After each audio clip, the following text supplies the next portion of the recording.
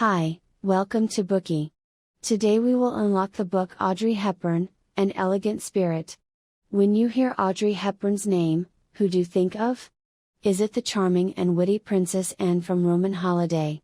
Or is it Holly Golightly in Breakfast at Tiffany's? Whichever it is, the Audrey Hepburn that lives in the hearts of all is inseparable from descriptions of her beauty and elegance. She was truly an angel on earth. Audrey Hepburn won one Oscar during her lifetime and another one posthumously for her humanitarian work. She played countless classic roles and left an indelible impression in the hearts of film fans everywhere. She collaborated with Herbert de Givenchy for almost half a century and led the fashion trends of an entire era. Even now, there are many people who still try to imitate Hepburn's makeup and outfits.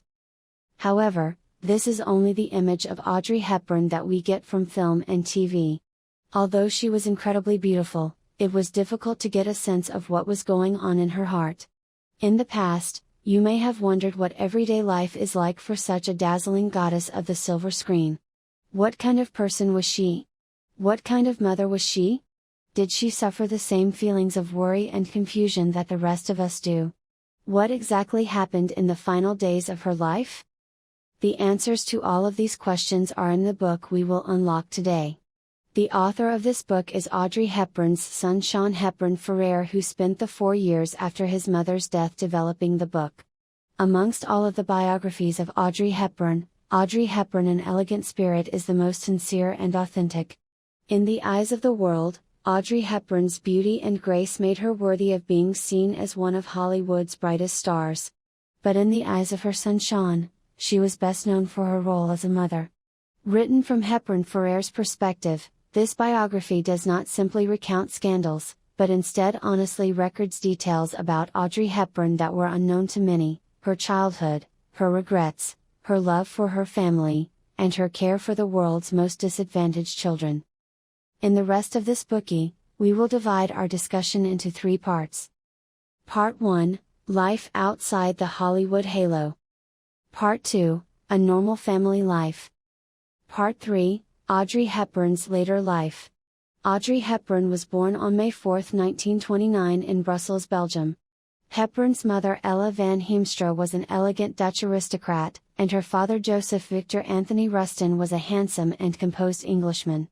Fully inheriting her parents' virtues, the young Audrey Hepburn had beautiful brown hair and large fawn-like eyes. Such features provided the perfect contrast to her mysterious charm. 6 weeks after her birth, Hepburn developed a serious whooping cough.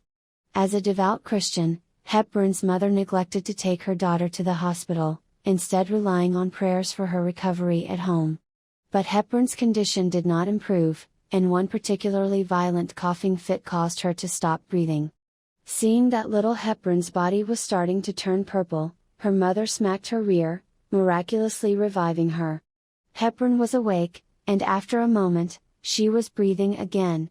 Hepburn survived the illness, but without the help of contemporary medicine or a doctor. Her mother insisted it was a reward from God, because she had moved him with her devotion. But life after this miracle was far from easy for Hepburn, and the emerging war in Europe caused her childhood to be extremely difficult. Throughout the Second World War, Hepburn lived with her mother in the small town of Arnhem in the Netherlands. The Netherlands suffered one of the longest periods of Nazi occupation in Europe, so Hepburn experienced serious hardships and hunger throughout the war. These dreadful experiences would stay with Hepburn for the rest of her life. Hepburn would later tell her son Sean that they resorted to eating dog biscuits, tulip bulbs, and bread that used peas as flour, because things got so difficult during the war. Having anything to eat was a blessing. When food was at its scarcest, Hepburn would spend the day in bed reading in order to stave off hunger. Eventually, with food running out in the city, Hepburn and her mother moved to her grandfather's home in the suburbs of Arnhem.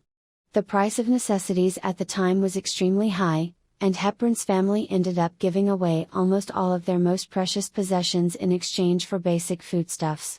Even after all that, they still couldn't guarantee that they would have enough to eat each day. The situation was gravest in the winter before the